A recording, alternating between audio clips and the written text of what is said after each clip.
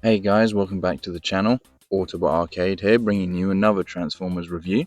Today we're going to be taking a look at the Transformers Studio Series Leader Class Age of Extinction Optimus Prime.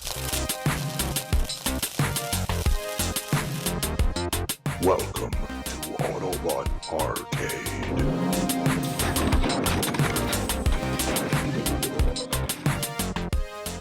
As usual, starting off with the packaging, we have the Transformers Studio Series logo down the bottom, with Optimus Prime on the side, wrapping around onto the side of the box.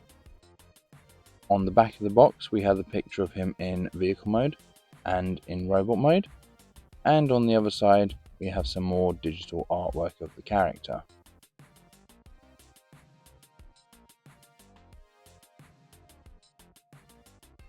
And here he is. But before we take a closer look at him, who is Age of Extinction Optimus Prime? By the events of Age of Extinction, Optimus Prime has become a fugitive. After the Battle of Chicago, humanity has turned against all Transformers, and the CIA had begun hunting them down in a secret program aided by lockdown. Optimus, badly damaged and hidden in Texas disguised as a rusty truck, is discovered and repaired by inventor Cade Yeager and thrown back into the fight, this time more angry, more jaded, and more brutal than ever.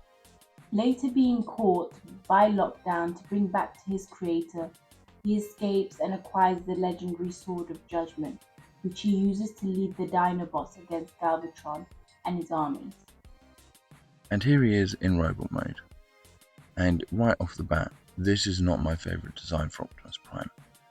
But this is quite a nice figure. He's very well detailed, well articulated. He doesn't have too much paint, but what he does have is pretty good.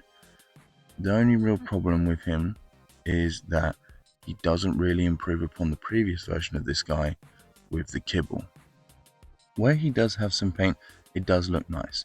He has some red on the chest, silver on the legs, and some gold highlights throughout. But there's just not that much of it. And getting back to that kibble, just look at this backpack. It is huge.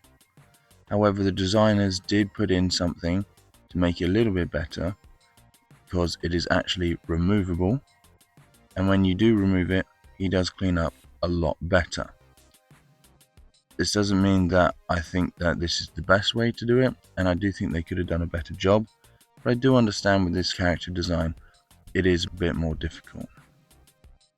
But taking a closer look at this guy, here we can really see all the details, and there is a lot of it. It's just not painted, so it doesn't stand out that much. The head sculpt is very nicely detailed and has a bit of blue paint on it and a light blue for the eyes. The chest has some really nice wiring details which then go down through the legs as well, and some nice silver and gold paint on the legs. The back cleans up once you remove the backpack. It has the nice smokestacks on the back, which he does have in the movies, and gives him that more streamlined look he has. But talking about the smokestacks, that's another problem with the kibble, as you have these fake ones on the back, but you have the actual smokestacks on the side of the legs, and I just think that they could have cleaned it up a little bit better. But overall, it is a decent figure, and I do think it's an improvement, especially detailing wise. I just think that they still need to work on the kibble management. Inside the box, we get the instruction manual, like always. And as for accessories, we get a handful of them. Starting off with this smaller blade, looking really nice. This is the sword that comes out of his wrist, which he uses in the first 3 movies, and then in the beginning of the 4th. It's really nicely detailed and painted in this nice silver. The only one of the accessories to actually have this silver paint on. Next up, we have the Sword of Judgment. Again, a very nice accessory with a bit of red paint and some really nice detailing. The handle can come off in order to help put it into the hand, but you don't need to. And here's some of the detailing up closer. But again, no shiny paint, which does take away. on this accessory in my opinion. It's a sword, it needs some silver paint. And then we have the shield, and yes, this does have some nice detailing, but it just looks quite dull and boring because it's mainly just this grey plastic. Yes, there's a bit of red on it, but it's mainly just grey. But the one thing that does make it better than the previous version of the shield is that you can take it apart just like this, and you can actually expose the triple gun underneath. And again, nicely detailed, but no paint on it whatsoever. And the final accessory is this sheath, which is used to hold the accessories on Optimus in robot mode. The sword just slides in here, and then the shield is going to plug into this port right here with this peg on the underside.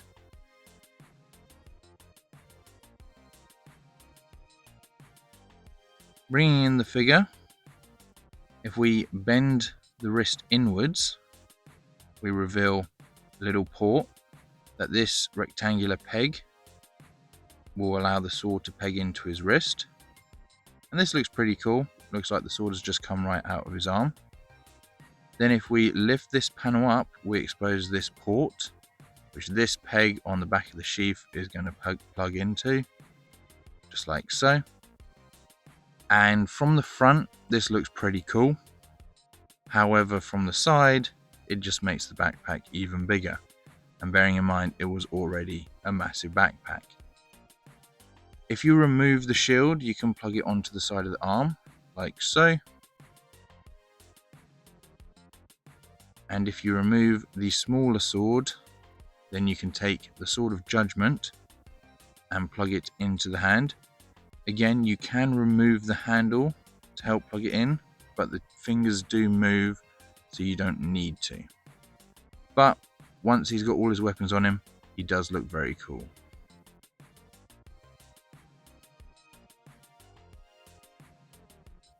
For articulation, the head is on a ball joint and can look left and right, as well as up and down slightly, and slightly tilt side to side. The shoulder pad can be moved out of the way in order to let the shoulder come out and go back and forwards.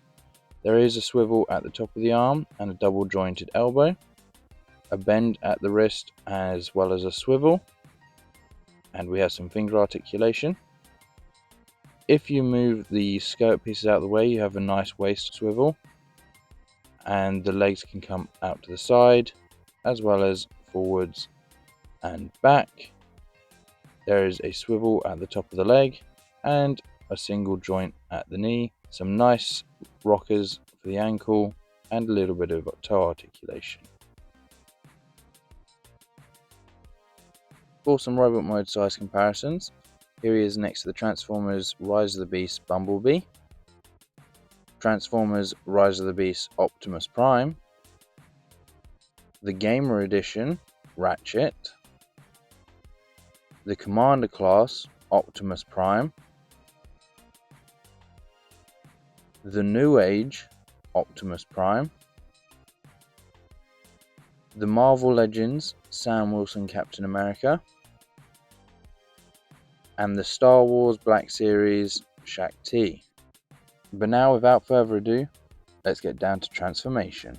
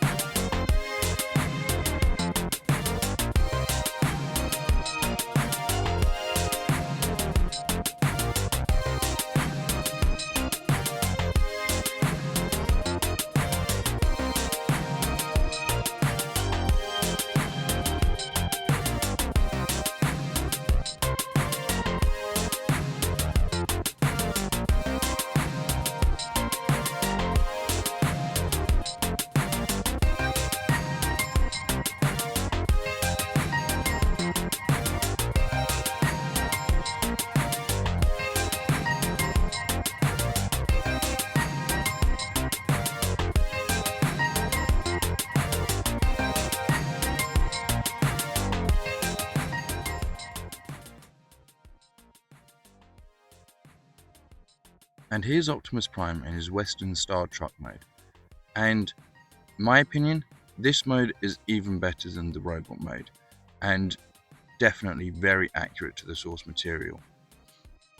Again, this is not my favourite truck mode for Optimus Prime, but this toy does do it well. It looks very, very cool.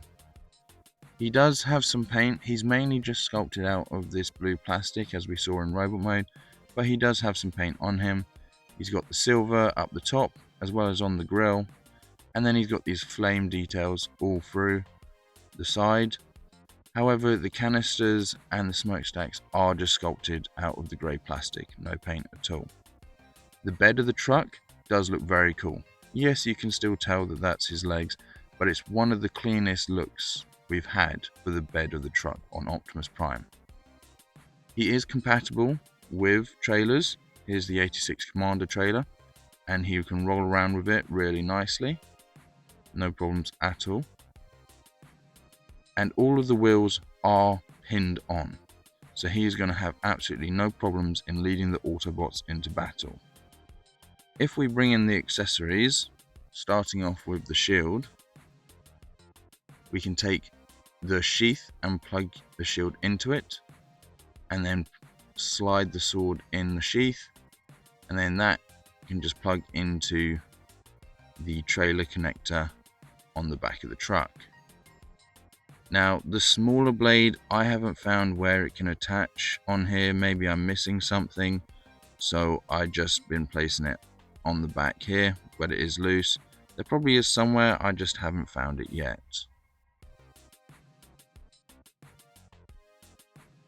For some vehicle mode size comparisons, here he is next to the Transformers Rise of the Beast Bumblebee, Transformers Rise of the Beast Optimus Prime, the Gamer Edition Ratchet, the Commander class Optimus Prime, the old and the new together here and looking awesome next to each other, the New Age Optimus Prime, Marvel Legends Sam Wilson Captain America, and the Star Wars Black Series Shaq T.